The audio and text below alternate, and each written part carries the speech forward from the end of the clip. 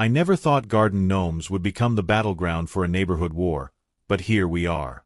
My name is Daniel, and I've lived in the Oakdale Estates for 5 years now. It's a nice community with well-maintained lawns, tasteful landscaping, and a homeowners association that ensures everything stays picture-perfect. At least, that was the case until Patricia Wellington, or Karen, as the neighborhood secretly calls her, became the HOA president 6 months ago. Let me paint you a picture of Patricia.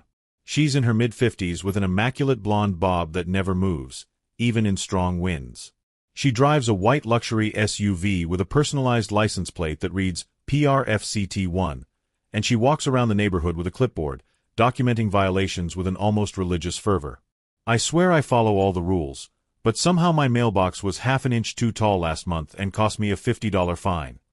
The gnome saga began innocently enough. My mother passed away last year, and while cleaning out her house, I found her beloved garden gnome collection. Mom had always adored these little bearded figures, and I couldn't bear to throw them away. So I brought home her favorite, a cheerful gnome with a red hat holding a fishing pole, and placed it beside my front walkway as a small tribute to her. The gnome had been there for exactly 3 days when the first note appeared on my door. Violation notice. Unapproved lawn ornament. Please remove within 24 hours or face a fine of $75. Reference HOA Covenant Section 8.3. No lawn ornaments permitted without written approval. The note was signed with Patricia's looping signature and stamped with the official HOA seal. I sighed and brought the gnome to my backyard, assuming that would be the end of it. The next morning, Patricia was at my door at 7 a.m. sharp. Mr. Jensen, I noticed you've relocated the unapproved ornament to your backyard. Perhaps you misunderstood. No ornaments are permitted anywhere on your property without prior written approval from the committee. The approval process takes 4 to 6 weeks and requires submission of photos, dimensions, and material specifications. I nodded politely, thinking this was absurd but not worth fighting over. I told her I'd remove it immediately. I understand HOA rules are important for maintaining property values, Patricia. I'll take care of it today. I watched her walk away, clipboard in hand, already scanning the next house for violations.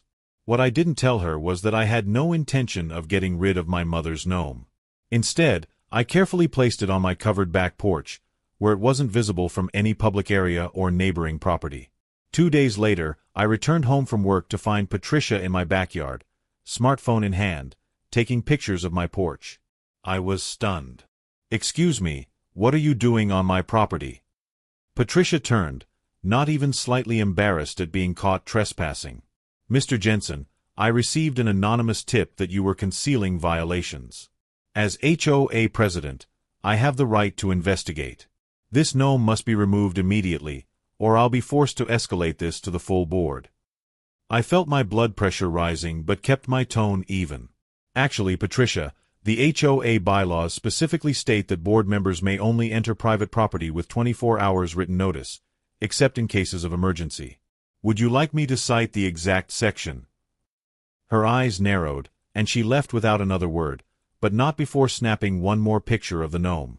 The next day, a certified letter arrived with a $100 fine for repeated ornament violations, and a warning that continued non-compliance would result in legal action.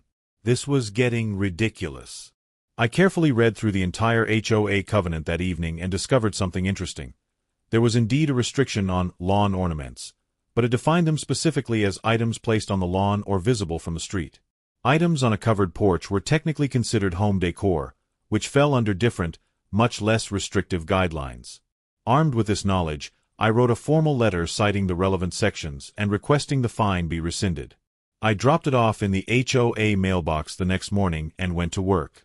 When I returned home, I found not only had my gnome been confiscated, but a new notice informed me I was now being fined $200 for insubordination to HOA authority and creating a hostile community environment.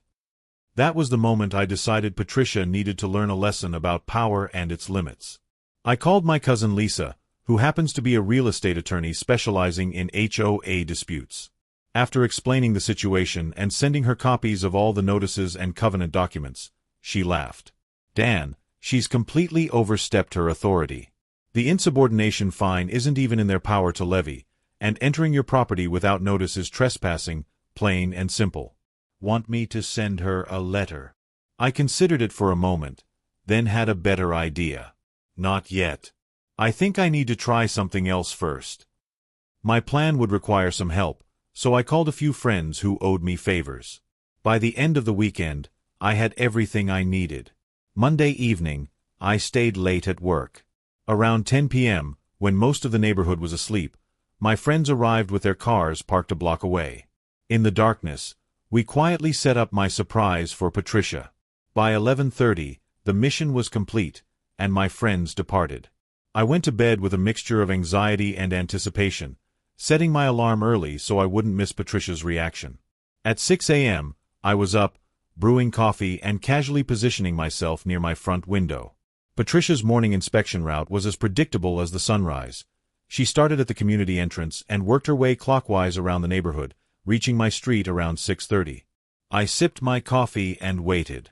Right on schedule, I saw her white SUV pull up to the curb. She emerged with her clipboard, took 3 steps toward my house, and froze. There, scattered across my front lawn, were 150 garden gnomes of all shapes and sizes. Fishing gnomes, gnomes with wheelbarrows, gnomes reading books, gnomes holding lanterns. Tall gnomes, short gnomes, fat gnomes, thin gnomes. A veritable army of cheerful bearded figures, all positioned to face her house directly across the street. And at the center of it all, elevated on a small pedestal, was my mother's original fishing gnome, now wearing a tiny crown. Patricia's mouth opened and closed repeatedly, like a fish out of water. She approached my property line but didn't dare step onto it after our previous conversation about trespassing. Instead, she pulled out her phone and began frantically taking pictures, her hands shaking with rage. I decided it was time to make my appearance. I stepped outside with a fresh cup of coffee. "Good morning, Patricia. Beautiful day, isn't it?" She whirled around, her face contorted with anger. "What is the meaning of this? This is a blatant violation. I'll have the entire board here today. You'll be fined thousands of dollars." I took a calm sip of my coffee. "Actually, I've received written approval for each and every gnome you see here." I reached into my pocket and pulled out an official-looking document bearing the HOA logo. "You see, while you were so focused on my mother's gnome, I submitted 150 individual applications for lawn ornaments. Your vice president, Dave, approved them all yesterday. Apparently, he didn't see any reason why properly positioned, well-maintained garden decorations would violate our community standards." Patricia snatched the paper from my hand and scanned it frantically. "This isn't possible. Dave doesn't have the authority to." "He does when the HOA president is on a weekend getaway. The bylaws clearly state that in the absence of the president, the vice president assumes full approval authority. You were in wine country this weekend, weren't you? Posted some lovely photos on the community Facebook page." I smiled, taking another sip of coffee. This is completely within the rules. Oh, and Patricia." I handed her another document, this one bearing my cousin's law firm letterhead.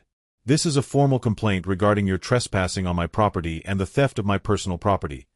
Specifically, my mother's gnome that you removed from my porch. My attorney advises that we can settle this matter privately if my mother's gnome is returned immediately and all fines are rescinded. Otherwise, we'll need to escalate this to a formal legal proceeding, which would, unfortunately, require notifying the entire HOA board and possibly the local media." I paused to let this sink in. I hear Channel 5 loves doing stories about HOA disputes.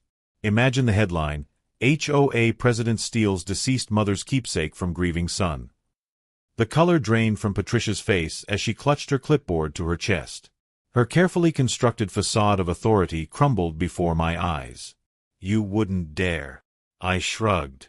"I'd prefer not to. All I wanted was to keep a small memento of my mother. You're the one who turned this into a neighborhood incident." I gestured to the gnome army surrounding us. "Of course, I'm happy to remove 149 of these fellows once my mother's original gnome is returned and the matter is settled.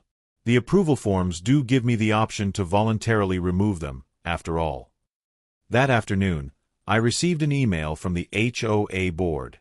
Patricia had called an emergency meeting and attempted to rally support for massive fines against me. Instead, when board members heard the full story, including the trespassing and confiscation of personal property, they voted unanimously to remove Patricia from her position effective immediately. The email included an apology and an invitation to the next community meeting to discuss more reasonable interpretations of the covenant. As I finished reading the email, my doorbell rang. There on my porch sat my mother's gnome, slightly chipped but intact. Next to it was Patricia's clipboard with her resignation letter paper-clipped to the top. Through my window, I watched her hurry back to her house, refusing to make eye contact with any of the neighbors who had emerged to admire my gnome collection, several of them taking selfies with the little bearded figures and posting them to the community Facebook page with hashtags like Gnome Sweet Gnome and Free the Gnomes. Patricia slammed her front door just as the first news van pulled into our street.